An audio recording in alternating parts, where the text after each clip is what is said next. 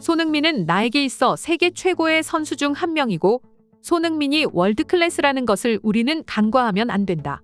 손흥민은 이번 시즌 자신감을 회복했고 믿음도 되찾았다. 손흥민은 9번 역할을 훌륭하게 해내고 있으며 30득점은 많은 숫자이지만 못할 것도 없다. 손흥민은 지금 불타오르고 있다. 이번 크리스탈 팰리스와의 경기가 있기 전 토트넘의 마지막 우승 주역 중 한 명이었던 오하라가 영국 풋볼 데일리와의 인터뷰를 통해 전한 말입니다. 그리고 손흥민 선수는 실제로 오하라의 말대로 정말로 꿈에 그리던 30득점을 해낼 수 있을 것처럼 매 경기 골을 집어넣으며 그야말로 리그를 폭격하고 있는데요. 지금부터 자세한 소식 살펴보도록 하겠습니다. 조금 전 새벽 4시 프리미어리그 10라운드 토트넘과 크리스탈 팰리스의 경기가 크리스탈 팰리스의 홈인 셀허스트 파크 경기장에서 진행됐습니다. 토트넘은 이번 경기가 매우 중요했습니다. 맨체스터 시티, 아스날을 완벽하게 따돌리고 리그 1위로 치고 나가냐 마냐 하는 기로에 놓였기 때문인데요. 또한 바로 다음 경기가 강호 첼시였기 때문에 이번 경기에서 완벽하게 승점을 따내야 했습니다. 그런데 이날 경기에서는 원정이어서일까요? 토트넘의 경기는 뜻대로 잘 풀리지 않는 듯 보였습니다. 먼저 토트넘의 선발 라인업을 살펴보면 골키퍼에는 비카리오 선수가 장갑을 꼈고 데이비스, 판더번, 로메로, 포로 선수가 백포 라인을 형성했습니다. 그리고 그 앞을 사르 선수와 비수마 선수가 자리했고 이성 공격 라인에는 히샬리송, 메디슨, 쿨루셰프스키가 섰으며 손흥민 선수는 스트라이커로 출전하면서 이번 경기 토트넘은 4-2-3-1 형태의 전술을 들고 경기를 펼쳤습니다.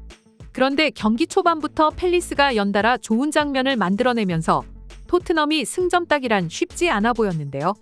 전반 6분 에두아르드가 후방에서 넘어온 공을 흘려줬는데 이를 휴즈 선수가 아이우 선수에게 패스를 하면서 슈팅으로 이어졌습니다. 다행히 한국에서 비카리오라고 불리는 이번 시즌 새롭게 영입된 비카리오 골키퍼가 선방해냈습니다. 곧바로 토트넘이 한 번 더 위기를 맞이했는데요. 1분 후 팰리스가 프리킥 찬스를 가지게 됐고 워드가 문전으로 공을 보냈는데 이를 슐럽이 살짝 흘렸고 에두아르드가 공을 받은 뒤 기습적으로 슈팅을 가져갔습니다. 이후 토트넘도 찬스가 있었는데요. 바로 메디슨이었습니다. 전반 8분 페널티라인 왼쪽에서 오픈 찬스로 공을 잡은 메디슨 선수였고 또 손흥민 선수가 그런 메디슨을 보고 완벽한 타이밍의 골대 앞으로 침투했습니다. 너무나 완벽한 오프더볼 움직임이었는데요. 다들 아시다시피 메디슨은 리그 내에서도 패스가 뛰어나기로 정평이 나 있는 선수였습니다. 때문에 손흥민 선수를 보고 스루 패스를 찔러줬다면 토트넘은 한 골차 리드를 가져갈 수 있었죠. 하지만 무슨 이유에서인지 메디슨은 그런 손흥민에게 공을 연결해주지 않았습니다. 주춤거리다 손흥민 선수에게 수비가 달라붙게 됐고 결국 절호의 찬스를 날리게 됐습니다. 이에 영국 현지에서는 메디슨의 몸 상태가 좋아 보이지 않는다와 지난 경기 앙금이 남아있는 것 아니냐는 반응들로 나뉘어 보여주었는데요. 오늘 경기 메디슨의 초반 경기력이 매끄럽지 않아 보인다. 평소였다면 분명 좋은 패스를 보여줬을 텐데 오늘 컨디션이 안 좋아 보인다. 방금 같은 상황에서 완벽한 찬스를 얻을 수 있었다. 손흥민에게 패스하지 않은 건 이 경기 중 그가 저지른 가장 큰 실수가 될 거야. 혹시 지난 경기 손흥민이 자신과 동선이 겹쳐 자신의 골 찬스를 날려버린 것에 대한 앙금을 품고 복수하는 건가? 그런 거라면 전혀 프로답지 못한데 메디슨이 손흥민을 못 봤을 리는 없다. 그냥 몸이 무거운 건가? 아니면 지난 경기에 복수를 하는 건가? 다시 그가 악동으로 돌아가길 바라지 않아.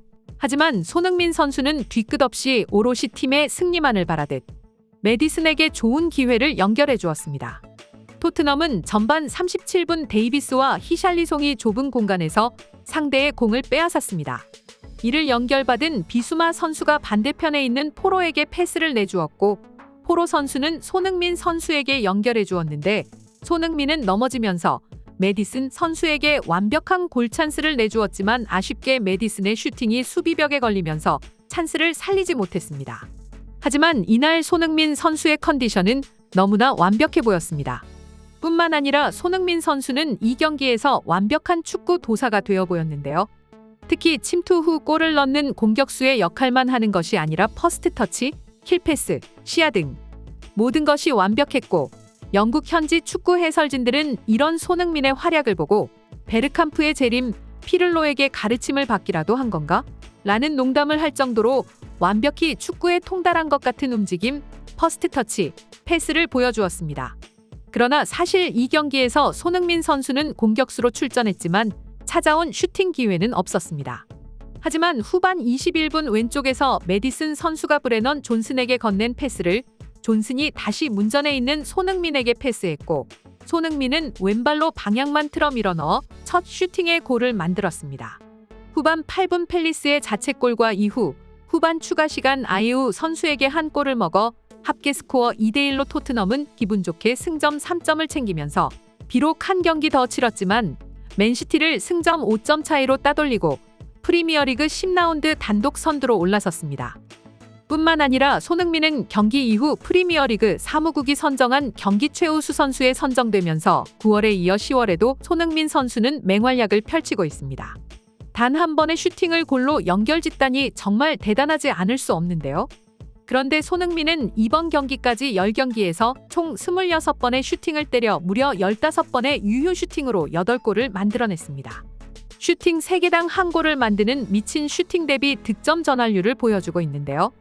이는 득점 1위 엘링 홀란의 3.8개당 한 골, 살라의 3.3개당 한 골보다 훨씬 더 효율적인 모습입니다. 총 슈팅 26개에서 무려 절반이나 유효 슈팅을 만들어내다니 정말이지 그가 얼마나 피나는 노력을 했을지 알게 해주는데요.